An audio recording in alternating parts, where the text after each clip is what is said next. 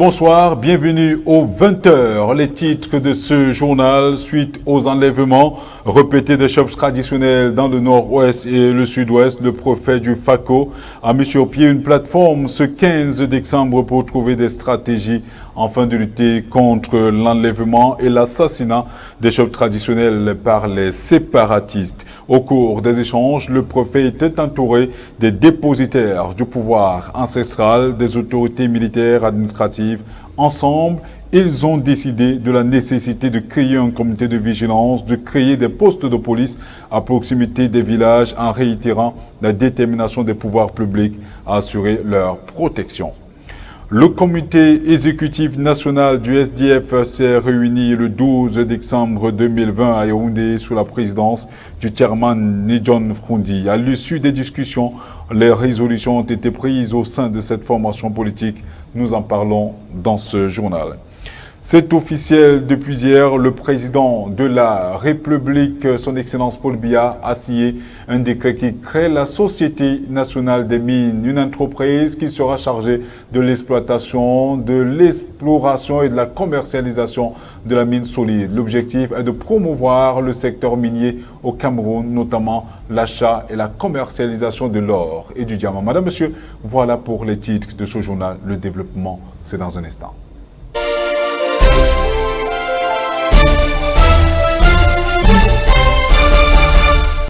Bonsoir une fois de plus. Après 1600 jours, disais-je, de prison, l'ancien directeur de la radio-télévision nationale, Amadou Vamoulke, s'est présenté aujourd'hui pour la 58e fois devant les magistrats camerounais pour le délit de détournement de fonds. Selon les Reporters sans frontières, il s'agirait d'un supposé détournement qui n'aurait pas été à des fins personnelles, mais plutôt au profit de la CATV qu'il a dirigée pendant plusieurs années, notamment entre 2005 et 2016.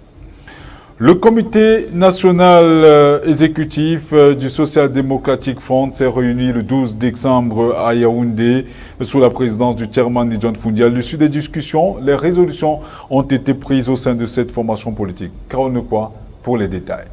Au cours de la première réunion de l'Assemblée nationale exécutive du Social Democratic Front, le président de cette formation politique, Nidjon Froundi, a profité de l'occasion pour faire un round-up des précédentes élections régionales. Selon le vice-président du SDF, l'honorable Joshua Ossi, le but de cette Assemblée nationale exécutive convoquée était le débat et l'examen des questions liées à la vie politique de ce parti sur la scène nationale. Et au terme de cette assise, le président Nidjon Froundi a pris des résolutions. Vu le rapport du premier vice-président national sur les dernières élections dans le pays, considérant l'exploitation de la guerre dans le nord-ouest et le sud-ouest à des fins politiques et considérant la nécessité de préserver l'unité et la cohésion au sein du parti, le comité exécutif a réaffirmé qu'il n'y a pas eu d'élection dans les régions du nord-ouest et du sud-ouest le 9 février 2020, ni lors de la reprise le 22 mars 2020.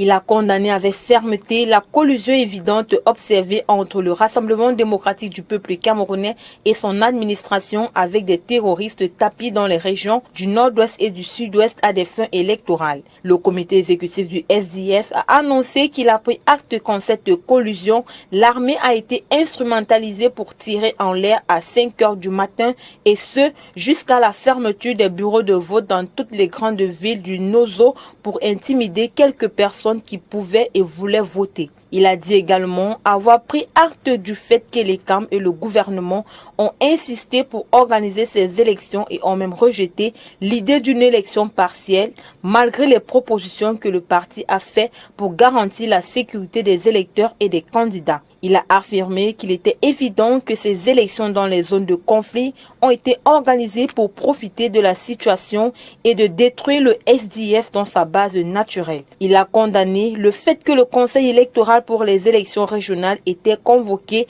avant la fin du processus de l'élection municipale le jour des élections. Il a noté avec regret la violation des principes démocratiques et il a insisté sur le fait que les élections soient devenues du business au Cameroun. Il a demandé à ce que les populations du Nozo soient respectées au même titre que les autres Camerounais et que le droit inaliénable de choisir leurs élus locaux soit rétabli dans les plus brefs délais. Il a appelé les Camerounais de la diaspora qui exacerbent cette guerre à stopper ces activités. Il a réitéré que les membres du parti élus au sein des institutions étatiques doivent apporter leur contribution pour financer le parti. Des résolutions que l'on pourrait questionner à plus d'un titre quand on sait que cette crise qui a débuté depuis près de 4 ans n'avait pas empêché le parti de Ni John Frondi à se présenter aux élections présidentielles, municipales et législatives. Le fait que le Nozo ne soit plus le bastillon de cette formation politique expliquerait aujourd'hui cette sortie de Ni John Frondi à travers son parti politique. Vu son nombre de députés à l'Assemblée nationale qui est de 5, le président national du Social Democratic Front avait initié un boycott pour les élections régionales du 6 décembre dernier. Malgré ce mot d'ordre, certains parlementaires avaient décidé d'accomplir leur devoir civique. Un embarras politique qui a démontré que cette formation politique devra faire plus pour se relever à défaut de publier des résolutions. Même s'il est vrai qu'au cours de cette assise, le président du parti politique SDF a exposé sa vision qui est de donner aux jeunes les moyens de jouer un rôle clé dans le rajeunissement du SDF. Il faut reconnaître que ce mot d'ordre de boycott qui n'a pas été respecté par le parlementaire démontre une fois de plus que le président de ce parti d'opposition a perdu non seulement son autorité sur ses membres, mais aussi sa crédibilité au sein de l'opinion politique. Vivement que le SDF retrouve son âge d'or des années 90. À la faveur de la semaine du don de sang volontaire, la Fondation camerounaise des consommateurs a organisé une causerie éducative avec des étudiants à Douala sur la nécessité du don bénévole. C'était hier, lundi 14 décembre 2020. Elle a invité par la même occasion toute personne en bonne santé à être solidaire et généreux en cette période de fête de fin d'année en donnant son sang pour sauver des vies. Pour se rapprocher de ces patients et de la population, l'hôpital La Quintine de Douala, l'un des hôpitaux de référence de la capitale économique, organise depuis hier lundi au sein de son enceinte hospitalière et ce jusqu'au 18 décembre 2020 la première édition de la journée de l'excellence. Pendant 5 jours, des portes ouvertes seront organisées et des consultations sont gratuites depuis hier dans toutes les spécialités. Nous reviendrons sur cette importante actualité dans nos prochaines éditions. C'est officiel depuis hier, le président de la République, Paul Biya, a signé un décret qui crée la Société nationale des mines, une entreprise qui sera chargée de l'exploration, de l'exploitation et de l'exploitation et la commercialisation de la mine solide. L'objectif est de promouvoir le secteur minier au Cameroun, notamment à partir de l'achat et de la commercialisation de l'or et du diamant. Liliane Fogel. Nous reviendrons sur cette actualité certainement avant la fin de ce journal. La 8e session du comité de pilotage de la plateforme du dialogue sur les réformes des finances publiques s'est tenue ce 15 décembre 2020 à l'hôtel Hilton de Yaoundé. La rencontre était présidée par le ministre des Finances, Louis-Paul Motazé, qui a permis également de dresser le bilan des activités du plan global de l'exercice 2020 et la présentation du processus de décentralisation et la gestion des finances locales par le ministère de la décentralisation et du développement local. Une conférence annuelle du Comité national de développement technologique a eu lieu également ce jour du côté du ministère de la Recherche scientifique et de l'innovation. Par ailleurs, une réunion sur l'analyse de l'intervention du programme de lutte contre des maladies tropicales négligées s'est également tenue ce matin à l'hôtel Duga Palace. Toujours au Cameroun, le ministre délégué auprès du ministre des Relations extérieures chargé de la coopération avec le monde islamique, son Excellence Adoum Gargoum, a reçu en audience hier 14 décembre 2020 son Excellence Mehad Mohamed Kamal, ambassadeur extraordinaire et plénipotentiaire de la République arabe d'Égypte au Cameroun. Une audience qui est rentrée dans le cadre de la campagne diplomatique pour la promotion de la candidature camerounaise au poste poste de secrétaire général de la conférence des ministres de la jeunesse et des sports de la francophonie dont l'élection aura lieu, soulignons-le, en février 2021 au Burkina Faso. 60 ans après les reliques de l'ancien ministre Patrice Lumumba seront rapatriées dans son pays, le pays qu'il a vu naître. Lesline Femba, évocation. J'annonce qu'en juin 2021, en marge du 61e anniversaire de notre indépendance, la patrie témoignera sa reconnaissance envers le Premier ministre Patrice Lumumba. C'est ainsi que s'est exprimé le président Félix Tshisekedi devant les deux chambres du Parlement réunies en congrès. Il a évoqué le rapatriement des reliques de ce héros national à qui on donnera enfin une sépulcre digne de son sacrifice pour la nation. Celui qui a été qualifié d'héros national par le président congolais avait dénoncé le colonialisme et le racisme dans une mémorable critique violente en présence du jeune roi des Belges Baudou. Torturé et assassiné par des séparatistes katangais et des mercenaires belges le 17 janvier 1961 dans le sud-est du pays, pendant le chaos qui a suivi la proclamation de l'indépendance de l'ancienne colonie belge, son corps n'a jamais été retrouvé et 60 ans après, les circonstances de ce tragique assassinat n'ont toujours pas été élucidées. En 2000, dans un documentaire télévisé, le commissaire de la police belge, Gérard Soet, a raconté avoir découpé et dissous dans l'acide le corps de l'ancien Premier ministre. Preuve à l'appui, il a affirmé avoir conservé une dent de ce dernier. Relique qui sera saisie en 2016 dans le cadre de l'enquête ouverte en 2012 par le parquet général belge. Suite à la plainte déposée par plusieurs enfants du défunt, la justice belge a répondu favorablement à la demande de cette famille de lui restituer cette dent. Si Juliane Lumumba, fille de Patrice Émeric Lumumba, salue cette décision qui pour elle est une victoire, elle insiste surtout sur son enjeu symbolique et rappelle que des zones d'ombre persistent toujours autour de l'assassinat du héros de l'indépendance congolaise. Le président Alassane Ouattara a prêté serment hier pour la 3e fois à la tête de la Côte d'Ivoire. La cérémonie qui s'est tenue au palais présidentiel d'Abidjan avec près de 300 invités était sous la forme d'une audience d'un conseil constitutionnel. Après son discours solennel et les honneurs militaires, il s'en est suivi un déjeuner officiel auquel ont participé une dizaine de chefs d'État tels que le Béninois Patrice Talon, le Togolais Faure Gnassingbé, le Congolais Denis Sassou Nguesso et le Ghanéen Nana Akufo-Addo qui vient d'ailleurs d'être élu à la tête du Ghana. La France était représentée par son ministre des Affaires étrangères, Jean-Yves Le Drian. On a également noté la présence de l'ancien président français Nicolas Sarkozy. Les détails avec Régine Linda Gobitek. Alassane Ouattara a donc prêté serment pour un 3e mandat. Il a juré de respecter la Constitution avec sa main gauche posée dessus et la main droite levée. La cérémonie s'est achevée en début d'après-midi. 13 chefs d'État africains étaient présents, parmi lesquels le Nigérien Mahamadou Issoufou, le Togolais Faure Gnassingbé, le Ghanéen Nana Akufo-Addo ou encore le Burkinabé Roch-Marc Christian Kaboré.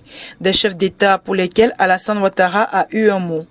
La France a été représentée par son ministre des Affaires étrangères, Jean-Yves Le Drian. On a également noté la présence de l'ancien président français Nicolas Sarkozy, qui avait soutenu Alassane Ouattara lors de sa première élection en 2010 et lors de la crise post-électorale en 2010-2011. Dans son discours, Alassane Ouattara s'est présenté en rassembleur et il a appelé notamment l'opposition à respecter le verdict des urnes. Après avoir prêté serment sur la Constitution, c'est le président du Conseil constitutionnel, Mamadou Koné, qui a pris la parole et a prononcé une longue allocution en revenant sur ce fameux débat sur l'égalité ou l'illégalité de la candidature d'Alassane Ouattara à un nouveau mandat. Par la suite, la grande chancelière Henriette Diabaté a remis le grand collier de l'ordre à Alassane Ouattara. Puis, il a pris la parole pour remercier les différents chefs d'État pour leur présence ainsi que les autres invités. Il est également revenu sur le scrutin du 31 octobre 2020 qui a donné lieu à des violences et des actes intolérables constitutifs d'infrastructures pénales, soulignant que ces actes graves ne resteront pas impunis. Dans son discours, Alassane Ouattara a aussi annoncé la création dans les jours à venir d'un ministère de réconciliation nationale. Il a demandé à son premier ministre Ahmed Bakayoko de relancer les discussions avec les partis politiques, notamment en vue des prochaines législatives prévues au premier trimestre 2020, bien que cela ne puisse pas satisfaire l'opposition qui demande que les discussions se fassent sous l'égide d'une grande organisation internationale. Tristesse, émoi et consternation étaient au rendez-vous au cours de la cérémonie funèbre du docteur Marcel Elo Radi Chambrier. Ce brillant homme qui a ouvert la première clinique privée au Congo a été conduit à sa dernière demeure le week-end dernier. Lourdine Oyane et Marcelin Alinou, nos correspondants, étaient de la partie. C'est un jour qui restera à jamais gravé dans les mémoires de ceux qui l'ont connu et particulièrement dans celle des siens. La dépouille du docteur Éloi Randy Chambrier, sorti de la maison funèbre, a été conduite à la polyclinique Chambrier avant d'atterrir à l'Assemblée nationale pour recevoir les honneurs des députés, car ayant occupé lui-même la fonction de président de cette institution lors de la 8e législature en 1993. Cette mixité, cette vaillance, cette profonde culture de la paix, vous l'avez également essaimée hors de nos frontières en présidant l'Assemblée parlementaire de la francophonie et en co-présidant l'Assemblée parlementaire paritaire des pays d'Afrique, Caraïbes, Pacifique et l'Union européenne. Après l'Assemblée nationale, direction le domicile familial, où parents et amis étaient réunis. Sur place, la tristesse était perceptible sur les visages. Un homme sincère, un homme de principe, un homme de parole, de grande loyauté, de forte conviction, avec certes ton grand parler sur les affaires indifférentes. Papa, tu fus un homme juste, fier de tes origines, de ta lignée royale, fier de ta mère, qui t'inculqua le goût de l'effort, fier de la famille qui sut demeurer à tes côtés, en toutes circonstances, fier de tes clans, Abemba, Asiga et Sissi, Sakekasa, Oulia et Aziza, qui t'ont permis d'entretenir et de perpétuer de solides traditions multiséculaires. Fier de tes enfants qui ont su faire bon usage des clés de la réussite que tu leur confias. Fier de tes petits arrière-petits-enfants pour le bonheur qu'ils t'apportèrent. Fier enfin de ton pays qui possède de réels atouts pour devenir une nation forte et prospère. De lui, l'on retiendra le souvenir d'un homme de principe et de valeurs. Plus qu'un père, le docteur Éloi Randy Chambrier était un ami pour plusieurs. Sa disparition laisse un vide dans les cœurs de ceux qui le considéraient comme tel, à l'exemple du président de la République du Congo, Denis Sassou Nguesso. Je perds un grand ami, mais on doit aussi reconnaître que c'était un grand chef de famille et qui a soudé sa famille et a formé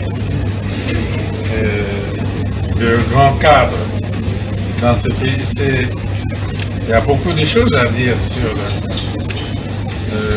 le président Chambrier, mais je crois qu'il laisse un vide dans sa famille et dans le pays. Né à Libreville le 1er décembre 1933, le docteur Éloi Randy Chambrier fut le premier pédiatre gabonais. Outre sa riche carrière professionnelle, il a également marqué son empreinte dans le monde politique. Ancien député, ancien président de l'Assemblée nationale et ancien président d'honneur du Rassemblement Héritage et Modernité, le docteur Éloi Randy Chambrier décède le 27 novembre 2020 à l'âge de 87 ans. À son âme. Nous le disions en entame de ce journal, c'est officiel depuis hier, le président de la République, son Excellence Paul Biya, a signé un décret qui crée la Société nationale des mines, une entreprise qui sera chargée de l'exploration, de l'exploitation et de la commercialisation de la mine solide. L'objectif est de promouvoir le secteur minier au Cameroun, notamment l'achat et la commercialisation de l'or et du diamant. Liliane Foguen, reportage. Dans l'optique de mettre en ordre et à optimiser le secteur minier à travers le développement d'une industrie minière durable, le président de la République du Cameroun, son Excellence Paul Biya, a créé la Société nationale des mines. La création de la SONAMINE intervient à la suite de la refonte du cadre juridique du secteur minier, matérialisé notamment par la mise en place d'un code minier rénové par la loi numéro 2016/017 du 14 décembre 2016 qui va intégrer les maillons de la dite filière qui est la production, la transformation et la commercialisation. Par ailleurs, pour la réalisation de cet objectif, il est impératif pour l'État de disposer d'une structure forte et qui possède l'expertise technique, financière et nécessaire. La Société nationale des mines est donc créée conformément aux dispositions réglementaires en vigueur, précisément la loi portant statut général des entreprises publiques de l'acte uniforme OHADA. L'État qui reste actionnaire unique de cette nouvelle entreprise va développer et promouvoir le secteur minier au Cameroun, à l'exception des hydrocarbures et des substances des carrières. Elle va gérer et protéger les intérêts de l'État dans son secteur d'activité. Pour ce faire, elle va entre autres réaliser l'inventaire des indices miniers en liaison avec les autres administrations et organismes compétents, conduire les études relatives à l'exploration et à l'exploitation des substances minérales et de commercialisation des substances minérales, promouvoir la transformation des substances minérales, assurer la mise en œuvre des mesures relatives à la réhabilitation des sites d'exploitation artisanale et semi-mécanisés, de prendre les actions dans les sociétés exerçantes dans le domaine de l'exploration, de l'exploitation, de la commercialisation, du traitement et de la transformation des substances minérales. Le Premier ministre, le docteur Joseph John Goté, était en visite dans les stades de la ville de Douala, capitale économique du Cameroun, ce 15 décembre 2020. Il s'est dit fier de ce qu'il a vu. À Douala est particulièrement optimiste devant les infrastructures sportives devront abriter le CHAN dans la dite ville. Il a également demandé aux populations de se mobiliser dans les stades lors des matchs et de garder la ville propre. Une visite de stade qui s'est effectuée en compagnie du ministre des Sports et de l'Éducation physique, le ministre des Travaux publics également, le ministre de l'Habitat et du Développement urbain, ainsi que le gouverneur de la région du Littoral. En vue des élections de la présidence de la Confédération de football qui se tiendra le 12 mars 2021, 4 personnalités ont manifesté leur intérêt à prendre les rênes de l'instance fêtière du football africain après la suspension de Ahmad Ahmad. Qui sont-ils? Les réponses dans ce reportage de Liliane Foguet.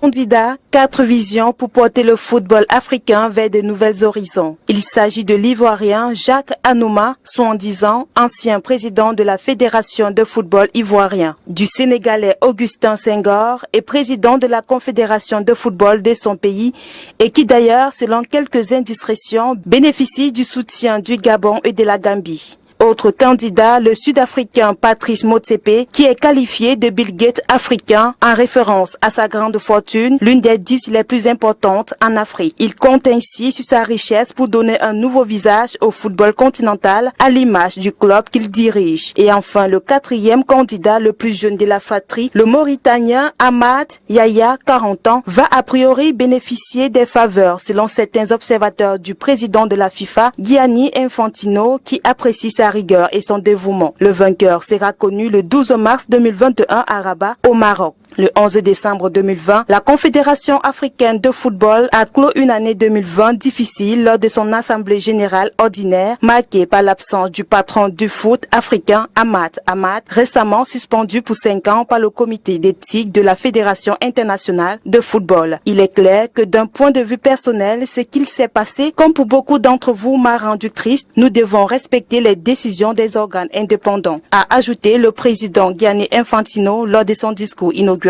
au cours de cette assemblée. En tout cas, nous saurons exactement qui sera la tête de l'instance fêtière du football africain d'ici le 12 mars 2021, je voulais dire. C'est également un plaisir, madame, monsieur, de savoir que vous avez été nombreux à l'écoute de ce journal. Surtout, nous disons un bonsoir particulier à la communauté de sourds et malentendants qui nous écoutent avec beaucoup d'intérêt à partir de 20h. Merci, bonsoir. Au revoir.